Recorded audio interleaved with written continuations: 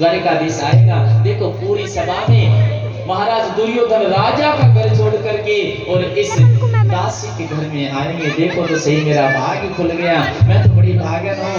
ऐसे मन में विचार कर रही है, बैठी बैठी स्नान कर रही है। और महाराज इधर क्या हुआ, महाराज भगवान ने वहीं से सीधे के सीधे आ रहे हैं। कहाँ पर बोलो, जल्दी बोलो, कहाँ आ रहे हैं? विदुर चाचा के घर क्यों आ रहे हैं? बोलो बोलो, जीवने के लिए, जीवने के लिए। भगवान जीवे के, भगवान जीवते भी हैं, कोई जिमाना वाला चाहिए। भगवान नाचते भी हैं पर कोई नचाने वाला चाहिए। और महाराज अब तो कन्हैया दौड़े दौड़े आ रहे हैं और महाराज दूर से आवाज लगाते आ रहे हैं, चाची ओ चाची, चाची ओ चाची। यहाँ से चाची ओ चाची, आवाज लगाओ, चाची ओ चाची, देखो तो सही कौन आया है। और विदुरानी ने सोचा अरे कन्हैया आ गया लगता है। और विदुरानी चाची स्नान करते करते ही बिना ही कपड़ा पहने और स्नान घर से बाहर निकल पड़ी। दौड़ी दौड़ी जाकर के दरवाजा को खोला, खड़ी हो, जाकर के दरवाजे को खोला और जाकर के खोला तो क्या देखा कि कन्हैया खड़ा है। जैसे दरवाजा खोलो, दरवाजा, और दरवाजा जैसे खोला, कन्हैया सामने देख रहा है। कन्हैया विदुरानी चाची को देखा तो महाराज बिना ही वस्त्र कन्हैया अपना पीतांबर लिया और विदुरानी चाची को उड़ा दिया।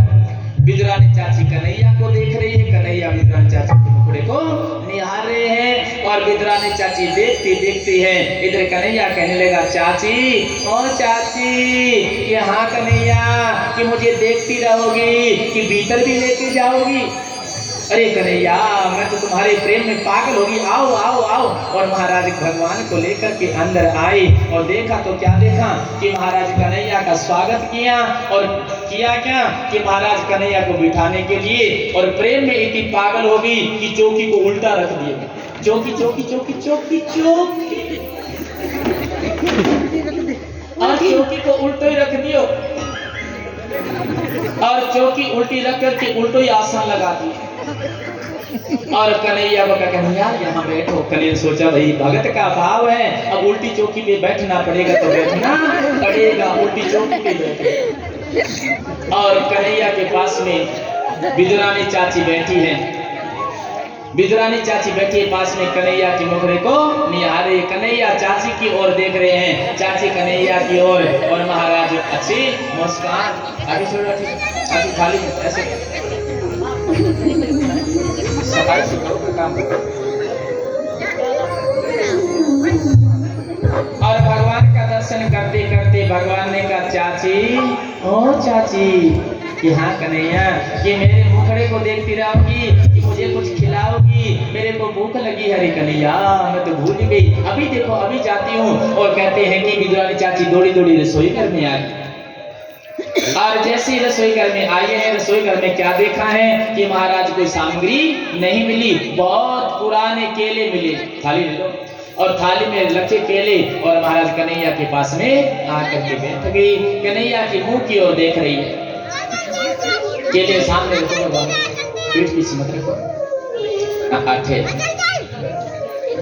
और केला छीले भगवान के मुखड़े की ओर देख रही है, केला ना देखो भगवान ने देखो। और भगवान की ओर देख रही है और केला छील रही है। और केले को छीलते छीलते छीलते विदुरानी चाची ने क्या किया, केले के अंदर गिरी थी वो तो महाराज बाहर फेंक दी, बाहर गिरा दी। और जो छिलका था वो कन्हैया के हाथ में पकड़ा दिया, ले कन्हैया जीव ले।